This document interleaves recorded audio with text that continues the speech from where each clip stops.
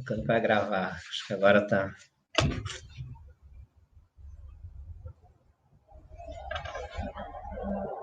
Tudo bem. Então vamos, daqui a 2 minutos, iniciar nossa aula. Hoje nós vamos falar sobre sociologia e violência, ou violência e sociologia. Vamos tentar entender por que o nosso mundo hoje é bastante violento.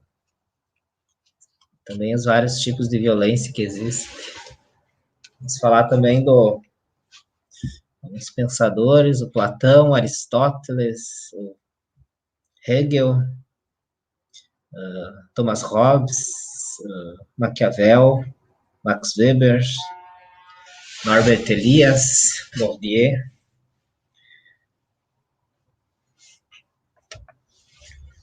Bem.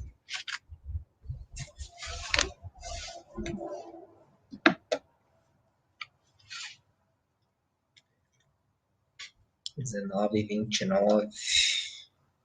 Deixa eu compartilhar aqui a tela.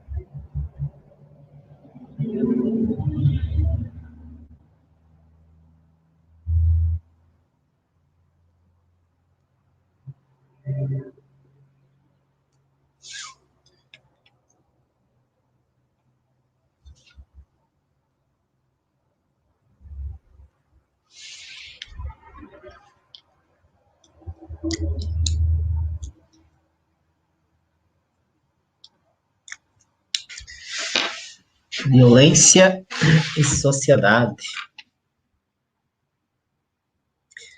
Vocês estão conseguindo me ouvir?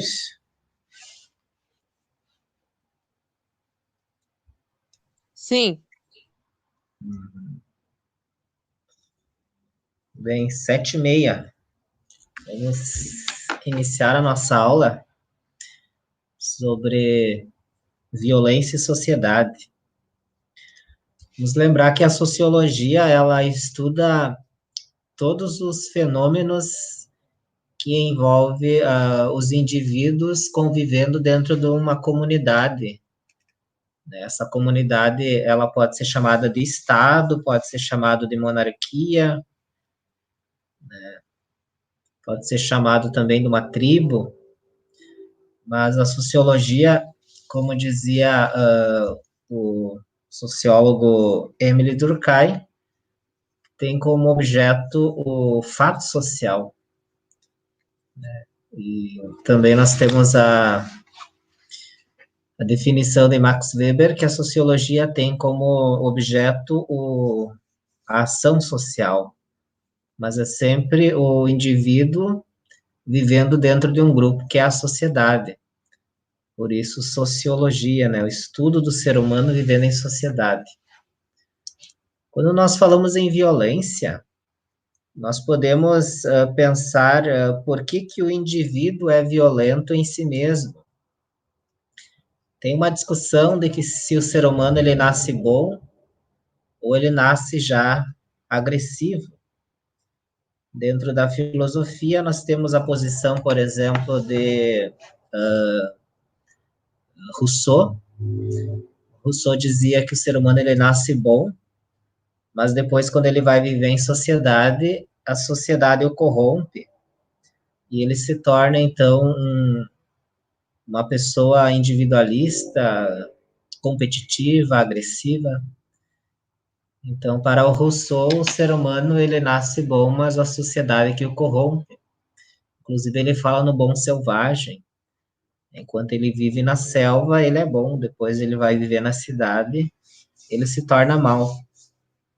Mas daí também tem a posição de outro pensador, que é o Thomas Hobbes, que ele dizia que, e depois a gente vai ver esse pensador um pouco, ele dizia que se deixar o ser humano sem lei, sem regras, né, em determinada situação ele pode se tornar o lobo de outro homem, né? Ele cita uma frase já de pensadores romanos, de que o homem é o lobo do homem. Então, para Thomas Hobbes, o ser humano ele tem uma alta capacidade de agressividade, que é a sociedade que tem que se organizar para que a agressividade do ser humano seja controlada, né, pela própria sociedade.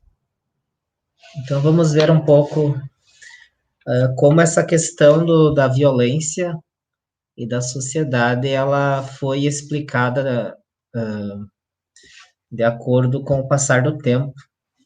E sempre nós iniciamos, né, o nosso pensamento ocidental, nós iniciamos lá pelos gregos, né, como os gregos pensavam, o que os gregos diziam sobre esse tema. Então, nós temos, dentro do pensamento grego, duas interpretações sobre a origem da sociedade. Né? Por que o ser humano vive em sociedade?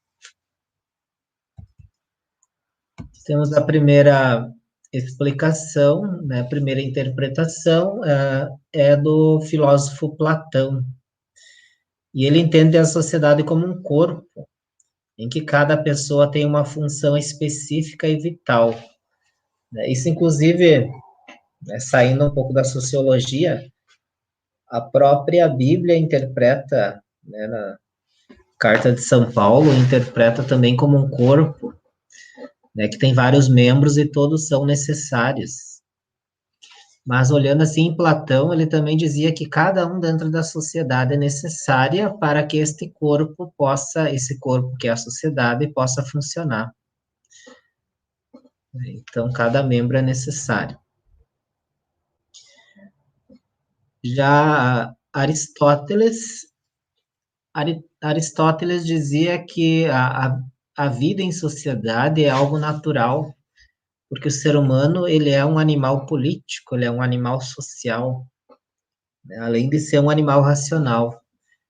Mas viver em sociedade, para Aristóteles, faz parte da natureza humana. Né? O ser humano já nasce social. E quando nós observamos uma criança, né, quando nasce, né, se ela não for cuidada, né, se ela não for alimentada, ela pode morrer.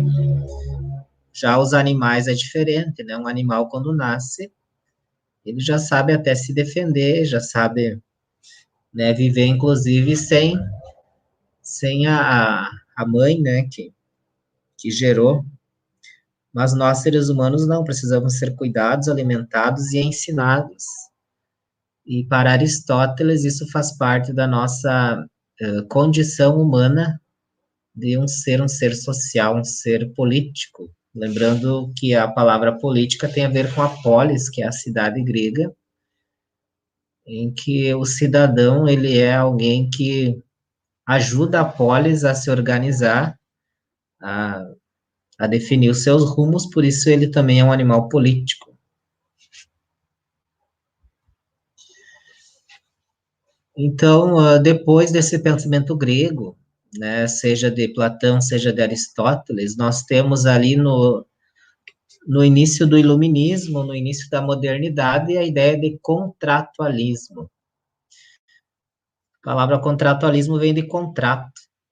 Você sabe, né, que contrato é algo que as pessoas fazem segundo determinada circunstância, né? Elas entram num acordo, colocam ali as regras deste acordo e vão viver conforme aquilo que é o contrato. A ideia do contratualismo, ele diz que o Estado, né, a vivência em sociedade não é algo natural, mas é inventado. Né? Com o passar do tempo, o ser humano teve que inventar essa sociedade e principalmente o Estado para que ele pudesse viver melhor, porque sem Estado, isso quer dizer também sem leis, né, sem regras, sem instituições, a vida ela pode não ser possível. Por exemplo, o que existia antes do Estado? O que existia antes da sociedade? Existia esse, né, esse momento em que se chama estado de natureza. Né? Eu vou parar um pouquinho aqui e compartilhar, porque eu preciso ajudar vocês a perceber que esse tema aqui é tão importante, porque ele vai cair provavelmente no Enem. Se não cair, né, ele quer dizer que não que ele é importante, né? Então, possivelmente ele pode cair. Quando for perguntado no Enem o que é o estado de natureza, né, vocês podem responder tranquilamente que é o momento em que foi interpretado pelos pensadores iluministas antes de existir o Estado, antes de existir a sociedade, como era. Então, eles pensam esse tal de estado de natureza, em que não existem regras, não existem leis, né, e cada um faz o que quer. Então, a gente pensa assim, o que aconteceria se não existissem leis? Isso é, então, o chamado estado de natureza. Por isso, os pensadores, né, eles vão imaginar como seria esse estado de natureza. E, a partir dali, eles vão pensar a natureza do estado e da sociedade. Então, esse estado de natureza é antes da vivência em sociedade. Então, para que o ser humano pudesse viver com o outro, né, o outro que pensa diferente, né, o outro que às vezes quer coisas diferentes, eles precisam entrar em acordos, né, precisam respeitar um ao outro, por isso também a questão da liberdade. E nesse acordo, depois, quando nós vermos em Thomas Hobbes, ele significa também escolher alguém que pode, a partir da força, né, tentar colocar a ordem. Por isso a questão assim, direito a dispor da violência. Vocês acham que seria possível uma sociedade sem alguém que obrigasse as pessoas a fazer, né, a cumprir a lei pela violência? Vocês acham que seria possível uma sociedade, por exemplo, sem a polícia e sem o exército? Para que as pessoas pudessem, a Não, partir do medo, vocês acham que não não, seria possível? não. Você Porque lembra, Fábio? o ser humano tem mesmo que uma corda para segurar ele, ele vira uma besta. E depois e depois que um faz, a multidão segue. Você falou de corda, né? O Nietzsche fala que o Friedrich Nietzsche fala que o ser humano é um animal, não é uma corda entre o animal e o super-homem. Mas vocês lembram que uns 3 anos atrás, se eu não me engano, 3 ou 4 anos atrás, a polícia lá do Espírito Santo entrou em greve e as pessoas foram para a rua e começaram a saquear. Vocês lembram? É por isso que eu digo, depois que um faz, o resto é a multidão que segue. Porque não Pois tem é. nada que impeça eles de fazerem. Então, nesse tal de contratualismo também existe essa ideia assim de que as pessoas elas vão dar autoridade para alguém usar da violência contra elas mesmas para que obriguem elas a cumprir a lei. Isso a gente vai ver depois em Max Weber. Vai ser muito importante para o Max Weber a questão da violência, né? O Estado é aquele a quem é permitido usar de violência contra os cidadãos para que eles cumpram as leis. Aí tem um senhor aí chamado Hegel, né? E ele diz o seguinte, que a sociedade civil é um estágio intermediário entre a unidade familiar e o Estado. Existe a família e existe o Estado. E no meio disso existe a sociedade civil. A sociedade civil, ela não é o Estado e também não é a família, né? Ela está ali no meio. Desenvolvimento a partir da complexificação das relações econômicas e do surgimento dos antagonismos de interesses, né? essa complexificação significa que quanto maior a sociedade, mais complexo ficam as relações, né? As instituições também, elas vão ficando mais complexas. Acontece os antagonismos, quer dizer ali os confrontos, né? Os pensamentos diferentes e os interesses diferentes. E ali, então, vai acontecer os acordos, né? Vai acontecer, né, as discussões e os acordos. E também, possivelmente, né, ali vai entrar a questão da violência, né, principalmente perpetrada pelo Estado para que a regra, né, para que as regras sejam cumpridas e as pessoas possam ser defendidas da violência de umas contra as outras. Aí nós temos o senhor Karl Marx, que nós já vimos em outros momentos. Ele vai dizer que as características de uma sociedade estão atreladas às formas pelas quais os homens modificam a natureza e produzem os materiais necessários à sua existência. Então, para o Marx, a sociedade não é algo abstrato, né? Não é simplesmente um contrato, né?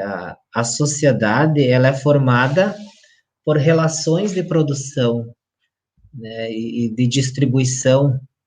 Então, é uma base econômica, né? Ela é feita por indivíduos que produzem, né, e esse produto é colocado à disposição de alguns, né, não de todos, e nisso gera, então, as classes sociais.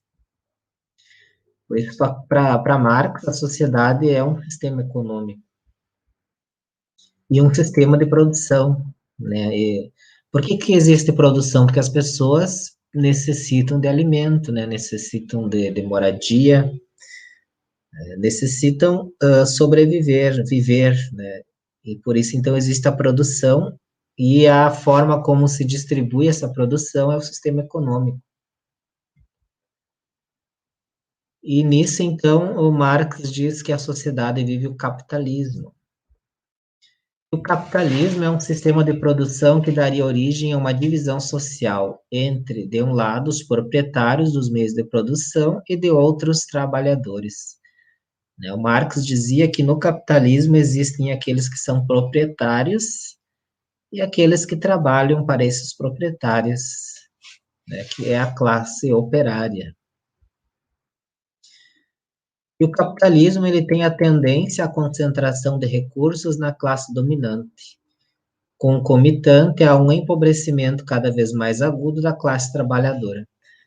Segundo Marx, nessa distribuição dos bens, né, nessa distribuição do lucro,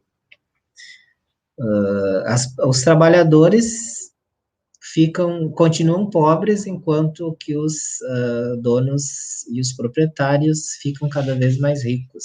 E nisso acontece o distanciamento das classes sociais. E o Estado ele tem uma função bastante específica aqui: assegurar, por meio da administração dos meios de coação, a continuidade da dominação cuja origem remonta às relações econômicas. Para que existe o Estado, segundo o Marx? O Estado existe para defender os interesses dos capitalistas e do capitalismo, para que continue, né, essa divisão social e que não haja uma transformação. Quando as pessoas desejam modificar essa forma de distribuição, entra o Estado com a violência. O que é a violência? Violência como intervenção física. Né? Intervenção física, a gente sabe que é quando as pessoas, nos seus corpos, elas sentem, né, a agressão, né, a violência. Entende-se a intervenção física de um indivíduo ou grupo contra outro indivíduo ou grupo, ou também contra si mesmo. Né? Quando um grupo ele intervém num outro grupo a partir de uma violência física. E é violento, violento é contra a vontade da vítima, né? Quando a ação é feita com o consentimento do outro grupo, da outra pessoa, né, isso não é violência, mas quando é feita, né, sem o consentimento, contra a vontade da outra pessoa, isto é um ato violento. O que é violência? Violência direta, atingir de imediato o corpo da vítima, né, obrigar a pessoa a fazer alguma coisa que ela não queria fazer, mas que, né, vamos pensar assim, o Estado acha que é necessário, né? Ou um grupo acha que é necessário, então ele obriga o outro grupo, a outra pessoa, a realizar aquela ação. Mas também a violência pode ser indireta, mediante uma alteração no ambiente físico, de modo a causar impacto sobre a vítima. Então, esta violência, que não é no corpo da pessoa, pode ser no seu entorno, né, no seu ambiente. Inclusive, agora eu estava assistindo um documentário sobre guerra. Eu gosto bastante de filmes e documentários sobre guerra, inclusive, principalmente sobre a Segunda Guerra Mundial.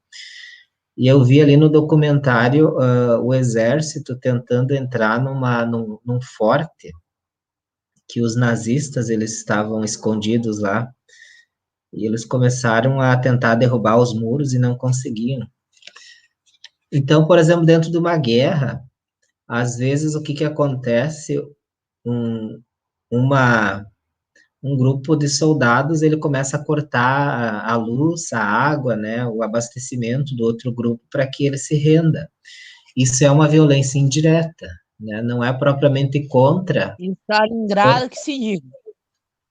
O Stalingrado, né? Mas venceram, né? Os nazistas venceram pelo frio. Mas também eles É o fizeram um quê? cerco, né? Oi? Professor, eram soviéticos. Sim, sim. O senhor confundiu os nazistas com os soviéticos. Você falou em Stalingrado, né? Só que o senhor confundiu os nazistas com os soviéticos. Sim, sim. Os nazistas tentaram entrar em Stalingrado, que é os soviéticos, né? E Não, daí só que o senhor falou assim, os nazistas venceram, eles fizeram um cerco. Foi essas palavras que o senhor falou, daí o senhor confundiu os seus nazistas e soviéticos. sim, sim, no início os nazistas venceram, né? Mas daí os soviéticos resistiram e os nazistas perderam pro frio, né? E cortaram tudo, só chegava poucas provisões e munição. Sim, sim. Depois eles fizeram um cerco, né? O cerco de 900 dias. O general Paulus, né? O nazista lá que estava tentando resistir. Mas é exatamente isso. Isso é violência indireta, né? Não é contra o corpo, mas é contra o ambiente da pessoa.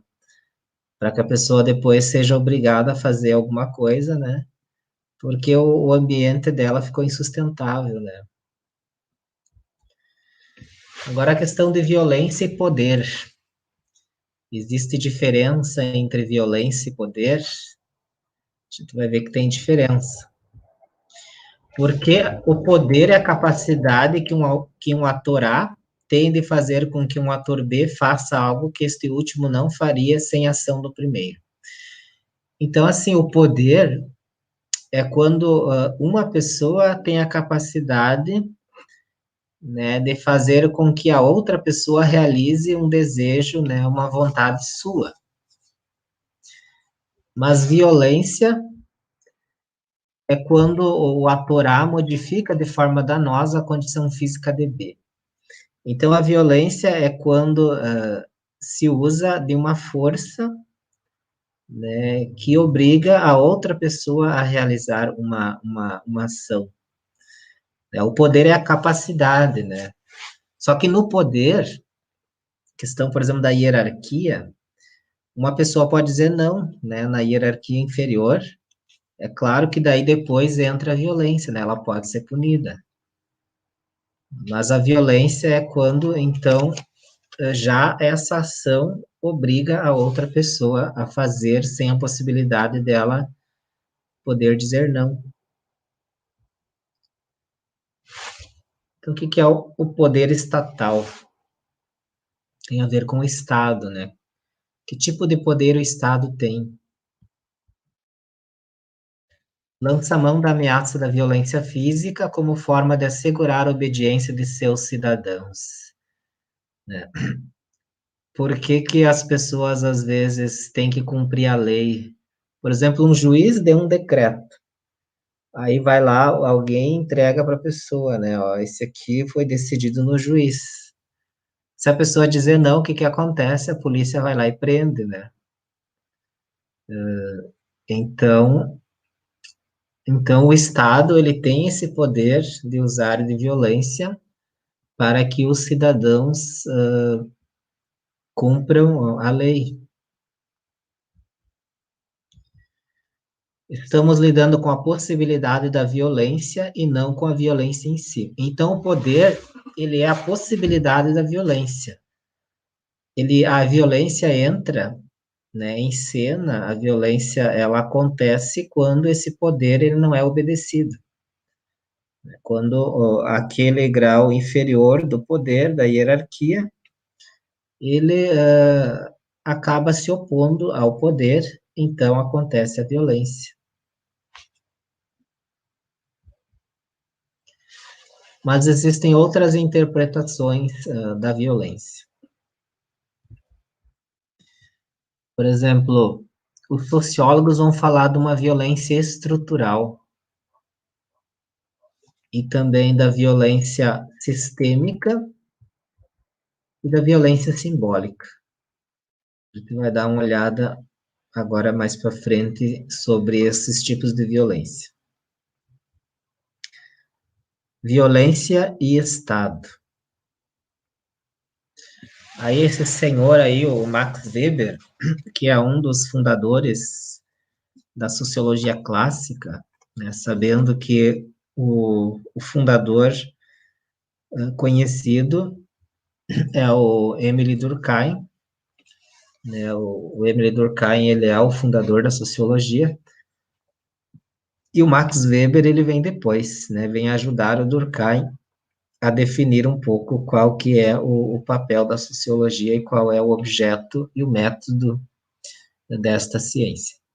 O Max Weber, em relação ao Estado, ele tem uma interpretação que é o que nós já conversávamos antes. O Estado reivindica de forma bem-sucedida o monopólio do uso da coação física em um determinado território. Vocês sabem que o monopólio é a exclusividade, né? Somente aquele grupo, somente aquelas pessoas podem realizar determinada ação, porque eles têm um monopólio. Então, para o Max Weber, o único que pode exercer violência é o Estado.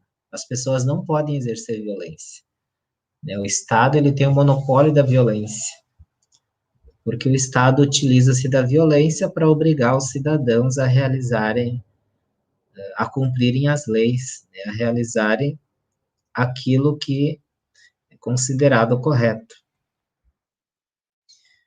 Por isso também é uma associação entre poder político e violência, né? Então, o poder político, que é um poder, né, sobre os cidadãos, ele também é um poder que pode se tornar violento.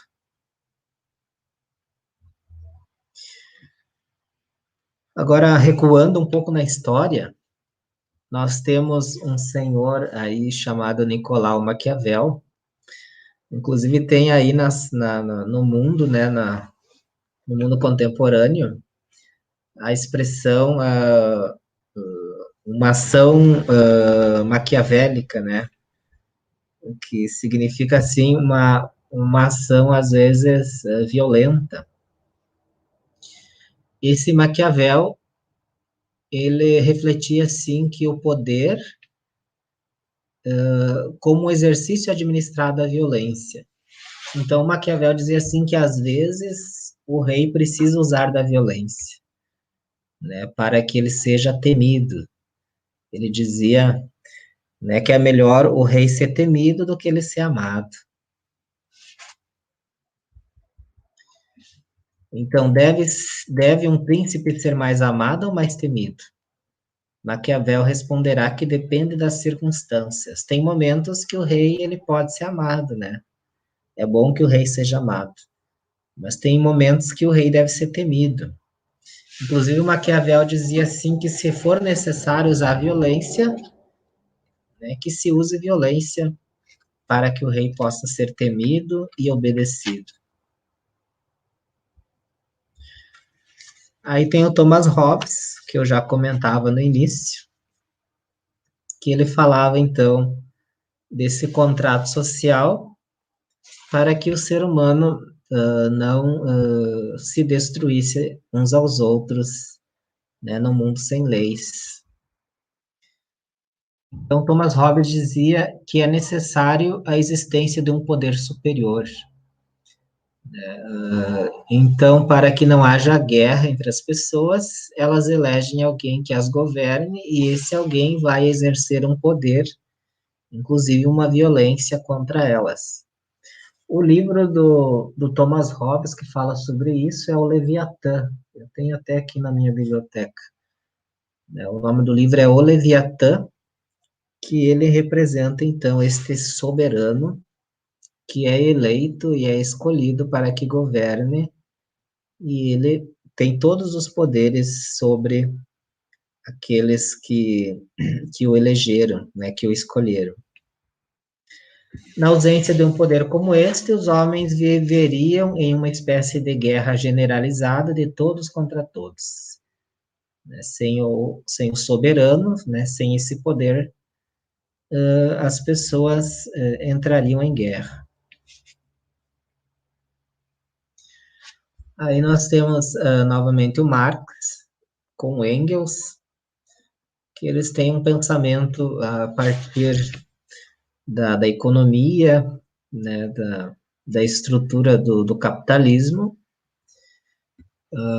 O Estado seria um instrumento que permitiria a manutenção da segurança mediante o controle dos conflitos sociais por meio da força ou de sua ameaça. Para Marx e Engels, essa possibilidade do Estado exercer a força e a violência contra as pessoas se daria principalmente para manter as opressões, né, a opressão dos burgueses contra os operários, né, os proletários, né, o Estado seria esse mantenedor dessas injustiças. A violência estatal, meio de preservar uma estrutura classicista e opressora em que os trabalhadores são explorados. Vamos pensar assim, por exemplo, os trabalhadores não estão satisfeitos, vão fazer uma greve, né, vão fazer uma manifestação e a polícia vai lá e termina com a manifestação, né, o exército termina, porque eles não querem, né, essa contestação do sistema capitalista. Então, para Marx Vai e Engels... para qualquer político do mundo e ele vai rir no meio da sua cara. Oi? Pode falar. Não, falando da... Aqui é do coisa... Desculpa. Sim. A interpretação de Marx e de Engels, né, ela é contra o Estado. Só que daí o que acontece? Quando se pensa, às vezes, em socialismo, né, se pensa num Estado forte, por exemplo, como aconteceu lá com a União Soviética, né? E agora nós temos uma espécie de socialismo também na China. Só que na ideia de Marx e Engels, o objetivo deles não era um Estado forte, era uma sociedade sem Estado, né, que é o comunismo. Porque o Estado, para eles, era um meio de manter as opressões, né, através da força física, da violência. Violência simbólica ou estrutural. Agora vamos para outro tipo de violência. Primordial desnaturalizar as relações sociais que encaramos como necessárias. Essa violência simbólica, ela é algo assim como o Durkheim já falava nisso, quando ele dizia que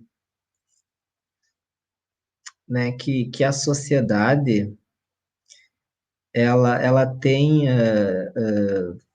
regras, né, que se as pessoas forem contra essas regras que são às vezes culturais, né, as pessoas se sentem deslocadas dali, como se elas estivessem fazendo alguma coisa errada.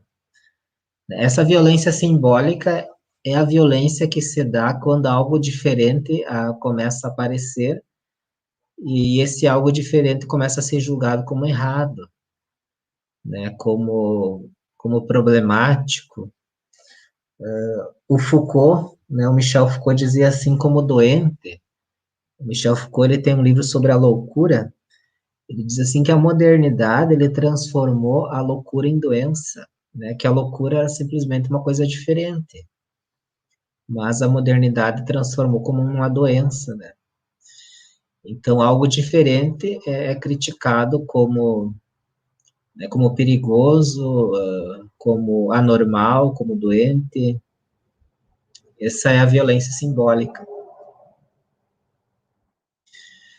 Representa a frustração e uma restrição à liberdade daqueles que a sofrem. Aqueles que querem agir diferente da sociedade, daquilo que a sociedade diz que é o normal, né? Eles sofrem, então, eles são frustrados nas suas ações. Essas formas de violência não física se desdobram em relações de poder.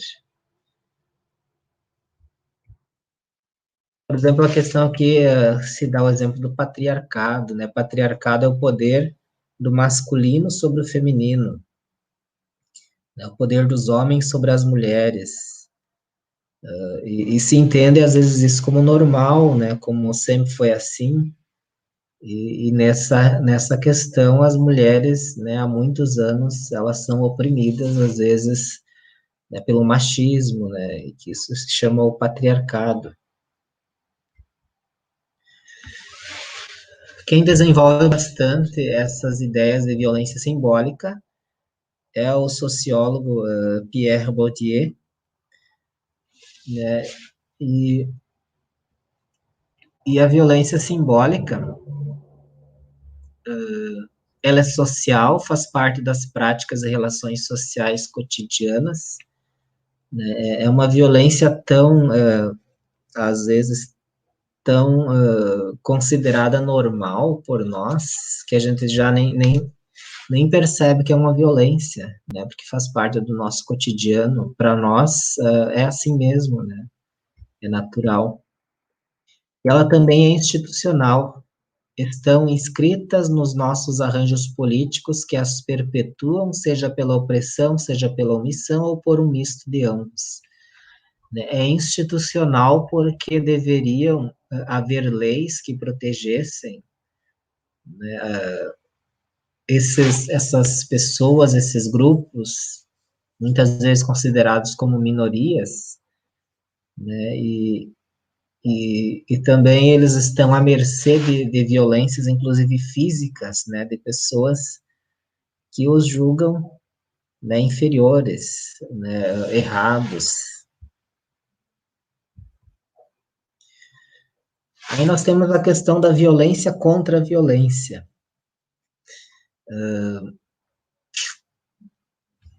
Seria a questão assim, é permitido usar a violência para se defender de uma violência?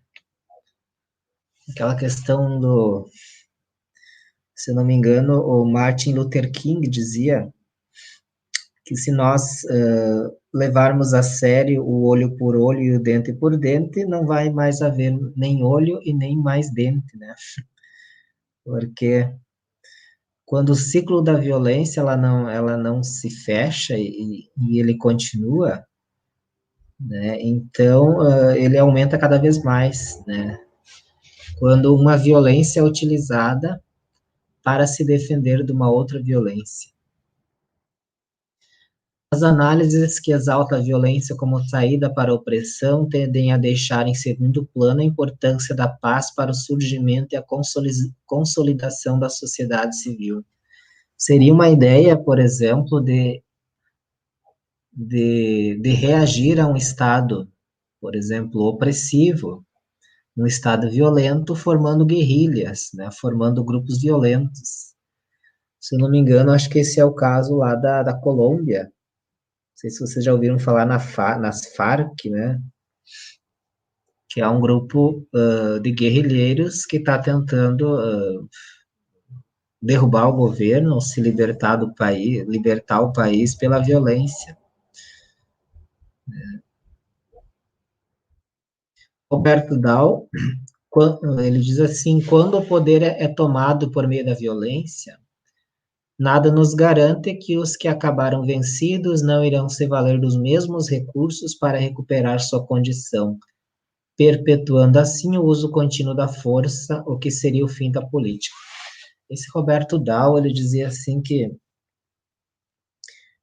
se a violência for utilizada, né, para ganhar o poder, né, nada garante que outra violência seja também utilizada para que esse poder seja tomado novamente. Quando a gente olha, né, lá naqueles países lá do Oriente Médio, né, que agora o problema é que já está chegando na América Latina, em que um grupo armado tira um outro grupo do poder, fica por um tempo, depois outro grupo armado vai e tira outro grupo do poder. A construção social e o controle da violência.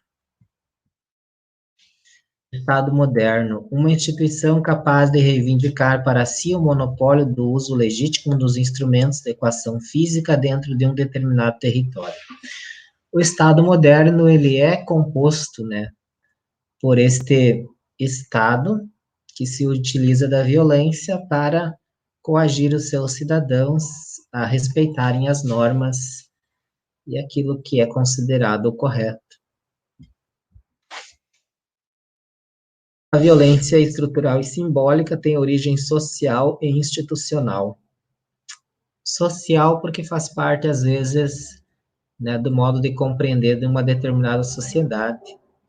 E institucional porque, às vezes, não se fazem leis, né, não se produzem leis para defender, né, essas pessoas que sofrem a violência simbólica, né, a violência sobre aquilo que elas acreditam e a forma como elas vivem, que a sociedade ela ainda tem um preconceito contra essas pessoas. A violência legal e ilegal. Interessante aqui que na sociologia se pensa assim que existe violência que é permitida e violência que não é permitida. A violência permitida é a violência do Estado contra o cidadão, e a violência não permitida é do cidadão contra outro cidadão. Por isso aí nós temos a questão da violência legal e ilegal. Então, são construções sociais. O que é construção social? Significa que algumas sociedades constroem determinadas leis, determinadas formas de viver que não são de outras sociedades e nem de outros períodos históricos. E dentro daquela construção social também se dá a possibilidade do uso da violência para quem não age conforme aquela construção social. Crenças, usos e costumes da sociedade. Vamos pensar, por exemplo, a questão da escravidão. Né? No Brasil, ela terminou ali no final do ano de 1800, né? Mas durante muito tempo ela era permitida, ela era normal, né? Era considerada correta. Depois ela foi considerada não correta, né? Não justa. Então, ela era uma construção social. Então, às vezes, né, algumas leis algumas regras, né, inclusive o uso da violência para que elas sejam mantidas, elas são construções sociais. Um dia ela pode ser considerada, né, algo também que não estava certo. A organização do Estado são as instituições que lidam diretamente com o controle social. Então, o Estado é aquele que é responsável por controlar, né, os indivíduos, os cidadãos, para que eles possam conviver pacificamente dentro da ordem desse Estado. Contexto da violência. A violência é a expressão de determinadas características sociais inscritas em padrões de sociabilidade contextualmente localizados. Então, tem momentos históricos em que a violência ela acontece em determinadas situações, em determinadas condições, que em outra época é diferente, né? Que essa violência vai acontecer em outras condições, em outras situações.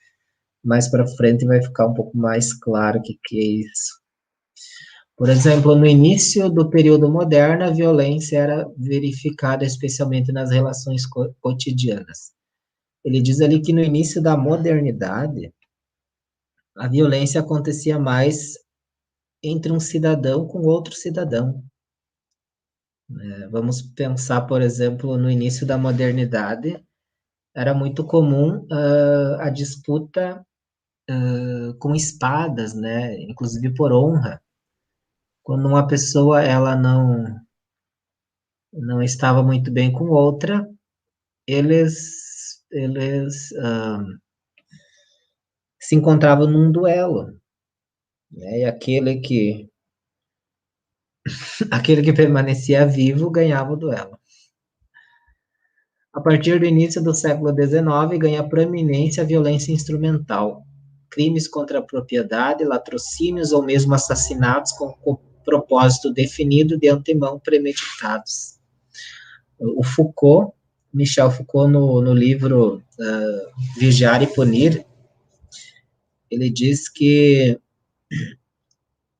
as prisões, né, ali nos séculos mais perto do nosso, elas começam a ganhar mais, né, mais prisioneiros que têm como origem a questão da propriedade, né, aqueles que roubaram, né, aqueles que são presos porque agiram contra a propriedade, né, que antes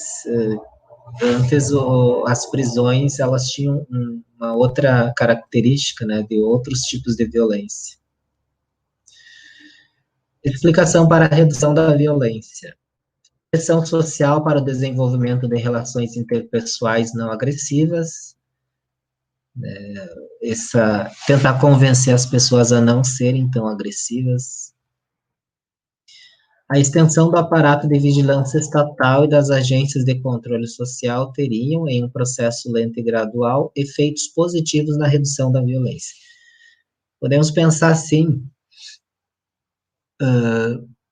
numa sociedade em que as pessoas estão altamente vigiadas, né, e as polícias cada vez mais, as polícias e os exércitos cada vez mais equipados, as pessoas pensam, né, mais vezes em cometer, antes de cometer alguma infração, porque sabem que vão ser punidas.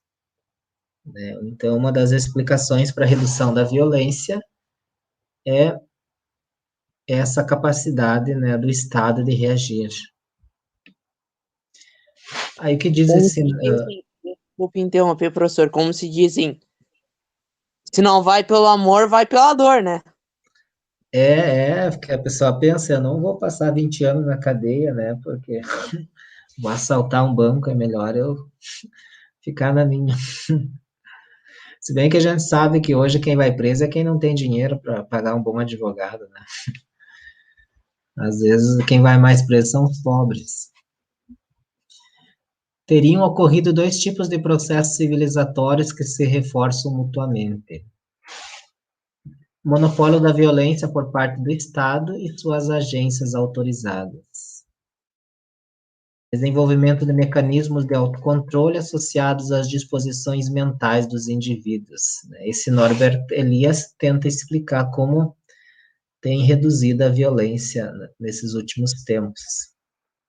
Quando os indivíduos percebem-se observados, é natural que seu comportamento, ao fazer um cálculo entre o custo e benefício de lançar mão da violência física, torne-se cada vez menos agressivos.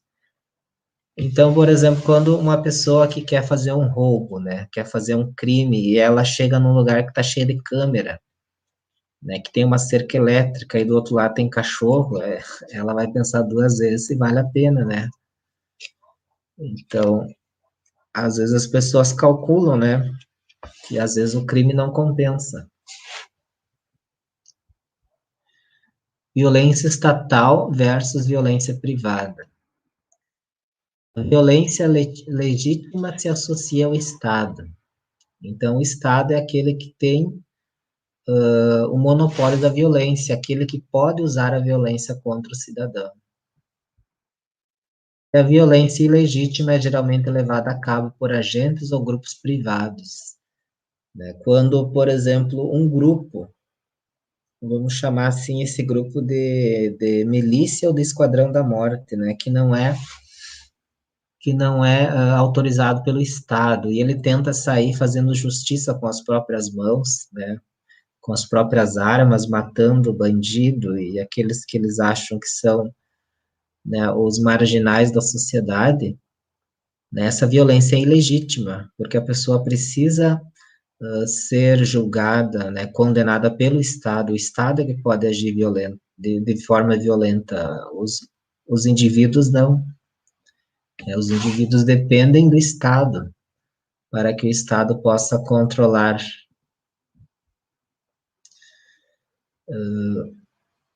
Construção da violência simbólica. Eu só queria agora tirar um pouco a questão da violência para a gente utilizar esses momentos aqui para conversar um pouco sobre uma outra explicação da violência, que pode ser a violência que não é tanto explicada pela sociedade, mas às vezes pode ser explicada, né, por... Interrompeu o senhor. Eu só queria me desculpar se o senhor entendeu mal na hora que eu falei. Fale isso pra qualquer político do mundo e ele vai rir de você. Era do Karl Marx que eu tava falando. Que, tipo, dizer, a polícia vai interferir só em uma greve por causa que o sistema capitalista não quer que seja interrompido. Se fosse todas as fábricas de um país, eu entenderia, mas uma fábrica é meio que, né? Ah, sim, sim. Eu não tinha entendido muito bem o que você estava falando. Ele não entendeu, que eu tava. É que ela achou que eu falei pro senhor. O senhor tava falando, mas eu falei do Karl Marx e do outro. Sim, não, não, mas eu não tinha entendido aquela hora que tu falou, assim, não tinha entendido o que você tinha dito naquele momento. Mas sabe assim que quando um grupo, por exemplo, o Estado, ele tem poder sobre os indivíduos, né, sobre os cidadãos. Mas quando os cidadãos se organizam, né, e eles batem contra o Estado, eles derrubam o Estado, a Só monarquia, que pode qualquer poder. acabar virando uma coisa boa, uma coisa ruim. É só pra. Desculpa interromper o senhor. É só comparar um dos eventos que mudou o mundo, a Revolução Francesa. Sim. Começou boa, mas depois foi só ladeira abaixo. Eles derrubaram a Bastilha, né? Só que daí É, o problema é que o Robespierre depois colocou daí o tempo do terror, né? Começou a decapitar as pessoas.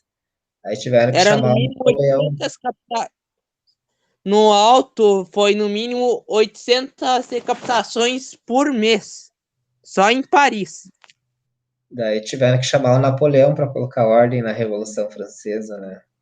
Na verdade, foram o próprio povo e os girondinos que acabaram com os Robespierre. Daí os girondinos assumiram o poder, mas como viram que estava uma zona, daí eles chamaram Napoleão para meio que cometer um golpe, só que tudo planejado. Depois que ele assumiu como imperador. Ele era um general, né? É, um general nobre. Só olha o enrolo do Napoleão. Um general nobre que era do centro, mas trabalhava com os jacobinos. Quando os jacobinos caíram, os girondinos disseram: se tu é mesmo francês, vai lá combater no Egito. Fez a campanha do Egito, retornou para a França com um dos maiores achados e muitos tesouros. O obelisco de Paris é do Egito. E a pedra, não sei, a pedra rosa ou rosada, alguma coisa, que permitiu ler os hieróglifos, foi o Napoleão que achou. Tanto que tem a famosa história que Napoleão deu um tiro no nariz da esfinge. Por isso que ela não tem. E daí Napoleão volta, daí ele assume. Daí dá esse enrolo do que fizeram o cônsul, os girondinos, que um dos cônsuls que fez assim, disseram: olha, o povo vai tomar o poder de novo. Faz o seguinte: você finge que toma o poder e torna eu e ele seus cônsuls. Napoleão fez isso e depois fez uma coisa que até hoje eu não sei como é que, mas se bem que ele arrumou toda a França, ele foi meio que um Roosevelt da França, que daí ele fez um plebiscito e perguntou pro povo: vocês querem que eu me torne seu imperador? E no mínimo 70% disseram sim. É tudo enrola a história até Napoleão virar o imperador da França. Por exemplo, o Durkheim, né, e o Augusto Comte, depois do Durkheim, eles constroem a sociologia a partir da Revolução Francesa, dizendo que é necessário as leis, né, e a ordem para que o povo possa viver em paz. Mas essa ordem, às vezes, é a ordem burguesa, aí o Marx vai dizer, né? Quando os burgueses estavam lutando contra os burgueses estavam lutando contra os aristocratas, né? Eles diziam que a violência era possível, né? A revolução era necessária. Depois que eles tomaram poder, eles começaram a dizer que a violência e a revolução é mal, né? Para que eles não perdessem o poder. É a interpretação que os marxistas fazem da Revolução Francesa. Eu vejo assim, um governo tem que ter um pulso forte, mas uma mão amiga. Esse é o lema do Exército Brasileiro, né? Eu queria também interpretar a questão da redução da violência. Eu usei aí o texto esqueci o nome do autor aí, mas a violência ela também se reduz, né, a partir de quando as pessoas têm condições de vida digna, quando elas têm alimento, moradia, educação, né, porque vamos pensar agora, e eu queria deixar esse último momento para refletir a violência a partir da constituição do sujeito dentro da sua história pessoal, né? Não somente na questão da relação social. Mas uma pessoa que nasce dentro de uma família ou dentro do ambiente que ele é bem cuidado, né, bem amado, ele não vai se tornar uma pessoa assim tão agressiva, né? Claro, a agressividade é uma coisa até normal dentro porque o ser humano precisa de uma certa força, né, para conquistar os seus objetivos, mas a agressividade e o ódio contra o outro, né, às vezes ele acontece quando a pessoa também não se sentiu muito amada e cuidada e valorizada.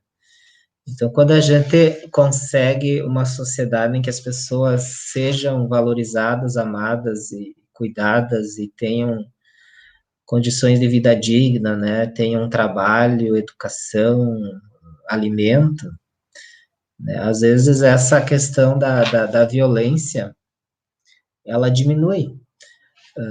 Por exemplo, assim, no Brasil, o Brasil é um país que tem um dos maiores números de presidiárias, e é um país muito violento. Enquanto que na Europa tem lugares em que a condição, por exemplo, de educação, de moradia, de alimentação, as pessoas têm um pouco mais de condição, né, para isso. Não tem muitos presidiários, não tem muita prisão, né? Tem lugares até que, não sei o lugar em que eles estavam fechando já as prisões porque não tinha mais preso para colocar, né? Então, talvez não seja a questão de aumentar o número de presídios, né, e o número de violência do Estado, mas às vezes dá condição para que os cidadãos possam crescer de forma saudável, né, de forma pacífica, principalmente sendo cuidados e amados dentro de uma família, dentro de uma estrutura que os cuide e que não gere dentro deles pessoas também violentas, né? Claro, isso é um tema muito amplo, tem várias visões sobre isso, e os próprios E antropólogos, também depende muito de como o ser humano vai reagir à situação, né? os antropólogos, né, inclusive os psicólogos, eles não chegaram a uma definição quem é o ser humano, né?